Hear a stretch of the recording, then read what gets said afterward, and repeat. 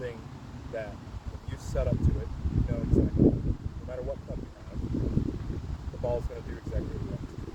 And then as you change clubs, obviously the trajectory will change, the rollout will change. And then what we'll do after that is work on manipulating the setup and the club, and work on building higher shots or lower shots.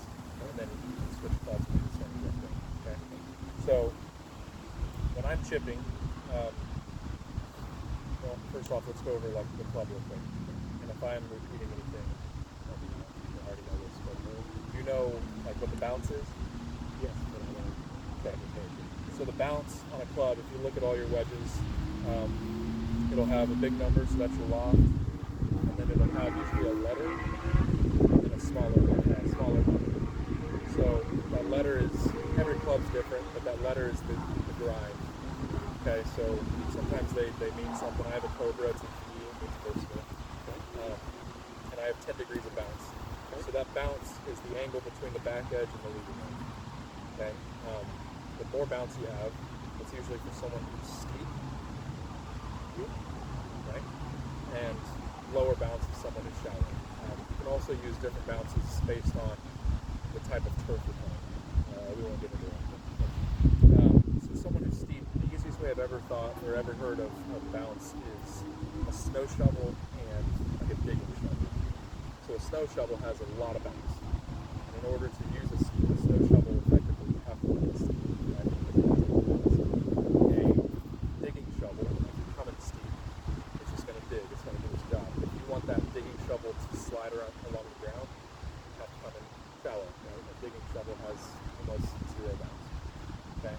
So when we chip or pitch, typically we don't want to see too big of a divot. Okay? So we got some divots there. So that automatically tells me you're a little steep, right? And I can see that just by taking the video. Your club head's coming in pretty steep. Not a bad thing. It's not terrible. We just need to make sure we have the right clubs. Okay? We need to make sure we're using the club as it's designed, right? I don't have a lot of bounce. I have 10 degrees on my sand wedge. I would like less, but I don't think Cobra made less, so I took as little as I could get. That's good. That's a lot. I think it goes up to 15. When I'm chipping, let's just say the golf cart is my target. Right? So if I throw down a stick,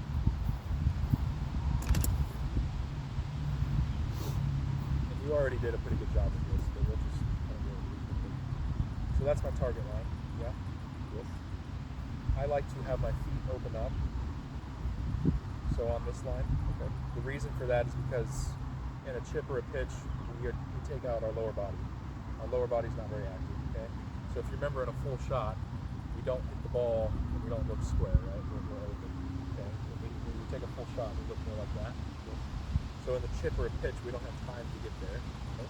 So we preset it open, okay? So this is square, so I'm preset into my impact. Does that make sense? Yes. Okay. I'm a huge fan of Phil Mickelson. Short game. He's the best short game player I've ever seen, right? So I use a lot of his teaching philosophies. He has a method called pinch and hold, and I use it all around the green. Okay, so basically what he does is sets up a little open.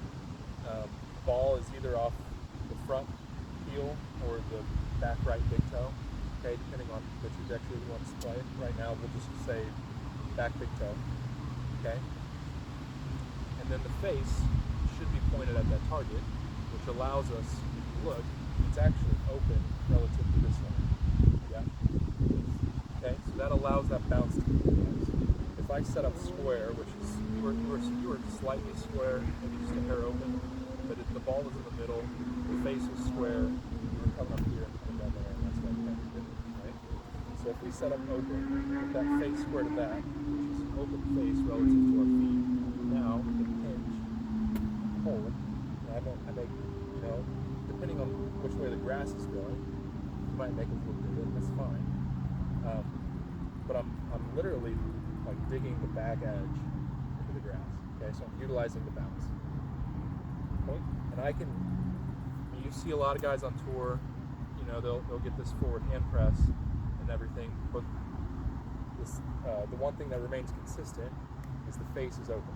Okay, or it's laid open, which allows them to utilize that balance. You won't ever see them with their forward hands, or their hands pressed forward like this, and the face square, because it's just going to dig.